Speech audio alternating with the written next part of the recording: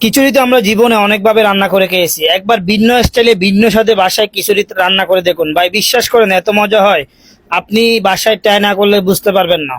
সম্পূর্ণ ইউনিক এবং নতুন স্টাইলে একটা খিচুড়ি রান্না করে দেখাবো আজকে। তার জন্য প্রথমে আমি এখানে 40 পিস ডিম, 2 কেজি আলু বয়েল করে নিয়ে নিচ্ছি। তার মধ্যে 1 টেবিল স্পুন হলুদের গুঁড়া দিয়ে দিচ্ছি, 1 টেবিল স্পুন লবণ দিয়ে দিচ্ছি, হালকা একটু সয়াবিন তেল দিয়ে এগুলি সুন্দর করে মিক্স করে সোয়াবিন তেলের মধ্যে এটি আমি সুন্দর করে ফ্রাই করে নিব।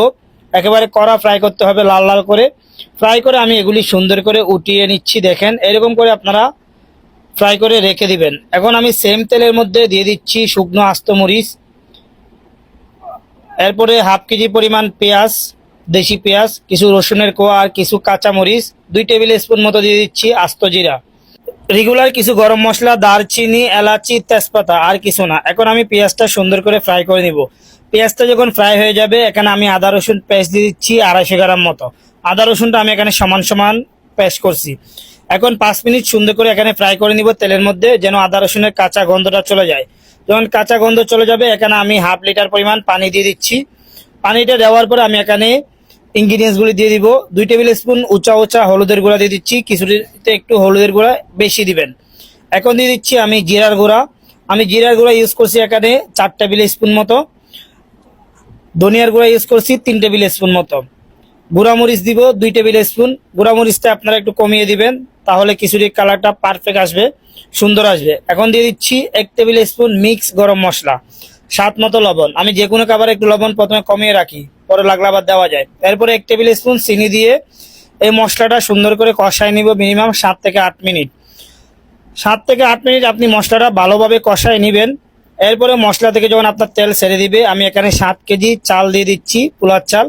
চালগুলো আমি আগে থেকে 1 ঘন্টা ভিজিয়ে রাখছিলাম, আপনিও অবশ্যই চালগুলা ভিজিয়ে রাখবেন। এখন চালগুলি এখানে মিনিমাম 5 থেকে 6 মিনিট এই গ্রেভির মধ্যে চুলাটা মিডিয়াম আঁচে রেখে ফ্রাই করে নিব। এটা অবশ্যই করবেন, তাহলে খিচুড়ির টেস্টটা ভালো আসবে।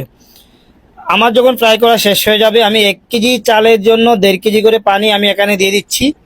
আমার এখানে 7 কেজি চাল আছে, আমি 10 কেজি 500 গ্রাম পানি এখানে দিয়ে দিয়েছি। এরপরে পানিটা যখন গরম হয়ে যাবে আপনি 1/2 কেজি পরিমাণ টমেটো এখানে পাতলা স্লাইস করে দিয়ে দিবেন, তাহলে এই খিচুড়ির টেস্টটা আরও বৃদ্ধি আসে। এরপরে আমি ওয়েট করব এখন খিচুড়ির চালে যতক্ষণ পর্যন্ত পানিটা টেনে নিবে না ততক্ষণ পর্যন্ত আপনি নাড়াচাড়া করে ওয়েট করবেন। আরেকটা জিনিস খেয়াল রাখবেন যেন চালগুলি নিচে লেগে না যায়, এটা আমাদের খেয়াল রাখতে হবে। আস্তে ধীরে নাড়াচাড়া করতে করতে ওয়েট করবেন। যখন আপনার খিচুড়ি থেকে প্রপার পানি টেনে যাবে তখন আপনি চুলাটা একেবারে ডিম করে দিয়ে এভাবে সুন্দর করে এক লেভেল করে দিয়ে আমি যে ডিমগুলি ফ্রাই করে রাখছিলাম, যে আলুগুলি ফ্রাই করে রাখছিলাম এগুলি দিয়ে দিচ্ছি। দেখেন এরপর দিয়ে দিচ্ছি অল্প একটু ঘি। বাসায় ঘি না থাকলে এখানে একটু হালকা সরিষার তেল ইউজ করতে পারেন, কোনো সমস্যা হবে না। ঘি দিলে ফ্লেভারটা ভালো আসবে। এখন আমি দিয়ে দিব এখানে অল্প কিছু ধনিয়া পাতা কুচি করে দিয়ে দিচ্ছি। ভাই বিশ্বাস করেন একবার এভাবে রান্না করে দেখুন, আপনার আর কোনো কিছু লাগবে না। এরপরে আমি এখানে ঢাকনা ঢেকে দিয়ে 22 থেকে 23 মিনিট সুন্দর করে রেখে দিব। উপরে বাড়ি কিছু উঠিয়ে দিবেন যেন খিচুড়ি থেকে হাওয়া বাতাস বের হতে না পারে। আমি এটা 22 মিনিট পরে ঢাকনাটা উঠিয়ে নিয়েছি। দেখেন কত সুন্দর একটা খিচুড়ি তৈরি হয়ে গেছে, একেবারে ঝরঝরা। দেখেন আমি নাড়াচাড়া করতেছি, একটার সাথে একটাও লেগে থাকবে না, একটা একটা আপনি চাইলে ঘনে নিতে পারবেন, ওইরকম ঝরঝরা খিচুড়ি হয়েছে। ভাই রেসিপিটা দেখে আপনি একবার ট্রাই করে দেখুন, পুরাই টোটাল একটা ভিন্ন একটা স্বাদ পাবেন আপনি। আর আপনাদের জন্য অনেক কষ্ট করে রেসিপিগুলি তৈরি করি। রেসিপি ভালো লাগলে অবশ্যই আমার পেজটা ফলো দিয়ে সাথে থাকবেন, আর ভিডিওতে লাইক কমেন্ট শেয়ার করে যাবেন। আজকে এই পর্যন্ত, দেখা হবে অন্য কোনো রেসিপি নিয়ে। সে পর্যন্ত ভালো থাকবেন, আল্লাহ হাফেজ, আসসালামু আলাইকুম। আর আপনারা যারা রেগুলার আমার ভিডিও দেখেন, আমার একটা ইউটিউব চ্যানেল আছে জাভেদ কিচেন বিডি, সবাই একটু সাবস্ক্রাইব করে পাশে থাকবেন।